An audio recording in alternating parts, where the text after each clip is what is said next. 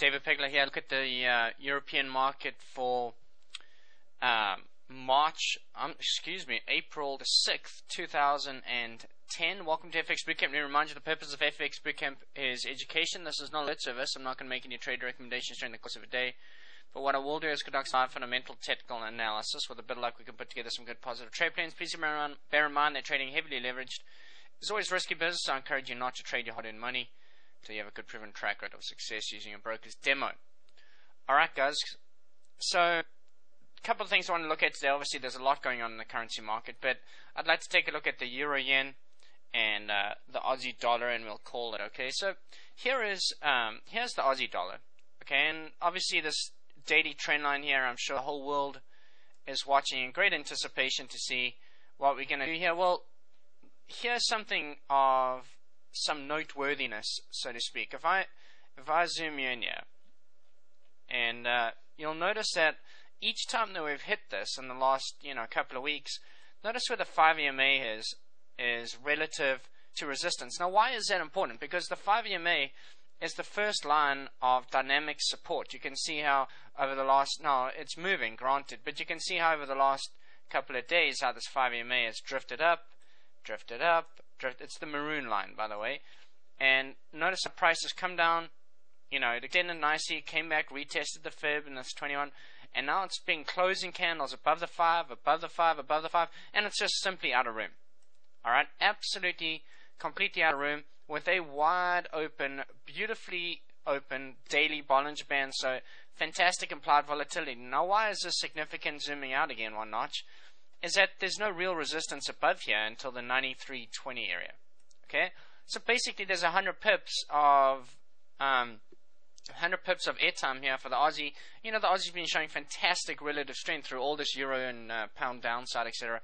The Aussie's really been the pillar of strength here, and if we can break this resistance, we're going up to that 93.20, and so I'd probably look, if we can start closing candles above, even 92.25-ish area, I consider the break, and then I'd like to see a little pullback here for continuation, then potentially a 100 per trade over the next 24 hours.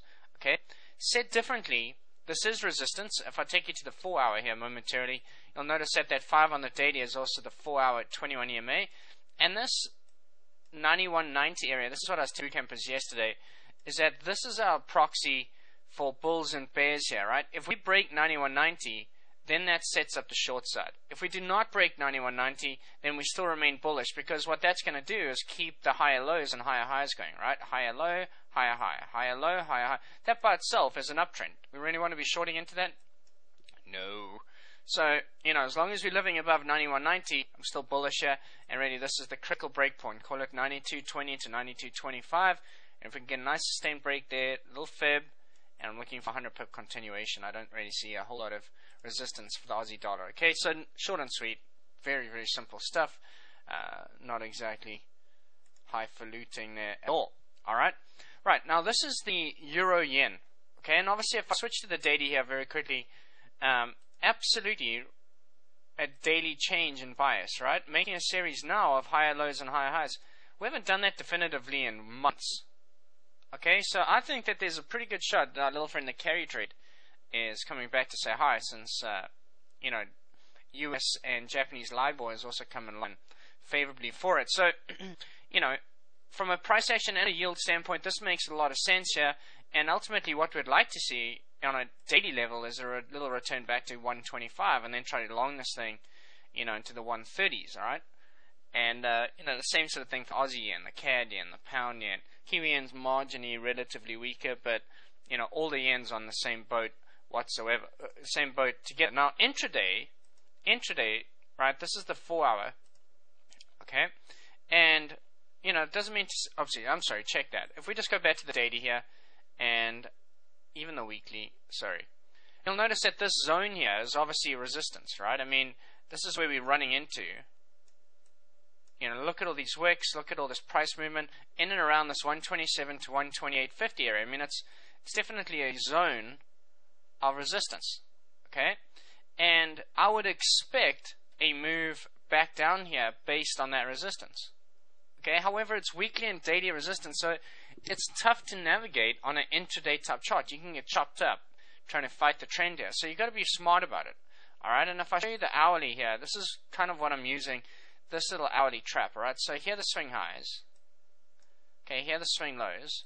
Alright, and if I zoom out one notch here, and if I zoom out one notch here, little, support trap, you'll notice that the 55 EMA, which is my blue line, has been in control, right? In control, in control, in control, and now we're hovering around it again. However, this is really the first time that we're able to get here after making a double top lower high factor. Alright, so yes, it's looking like it's breached. It isn't yet. Obviously, this 126.90 area is the break point that I'd like to see broken, because I think if we can get through that, we're probably on our way down to sort of 125, 125.80, in this sort of area. Call it 126 for argument's sake, and then I would fully expect to see longs jump back in the game. So how are we trading this? Alright, zooming back in another notch on the hourly. If you just grab a fib, here, there's a couple of ways to do this.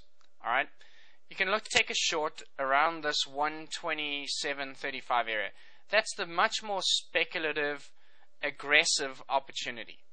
Alright, because we are in an uptrend, no question about it.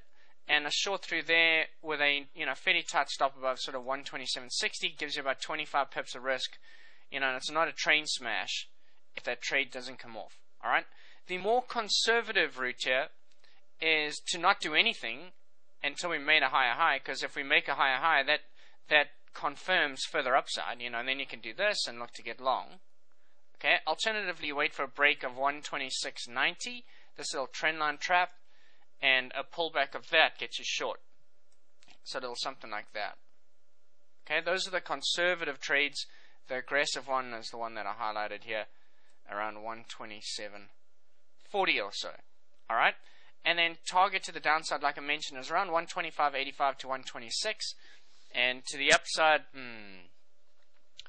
call it 128.30 or so. Not a million miles. We definitely are running into some pretty significant daily resistance. Alright, so those are going to be some of the things that I'm watching in the European session, amongst others. But obviously Euro Pound today is going to be absolutely key, the way it's situated near around support. If we can push lower, it's going to probably pop the pound higher too. So good luck further today. Okay, my name's David Pegler. This has been a quick look at the European market for April the 6th, 2010. Please leave me some feedback at YouTube, our blog, or join me on Facebook.com. Thanks very much, and we'll see you later.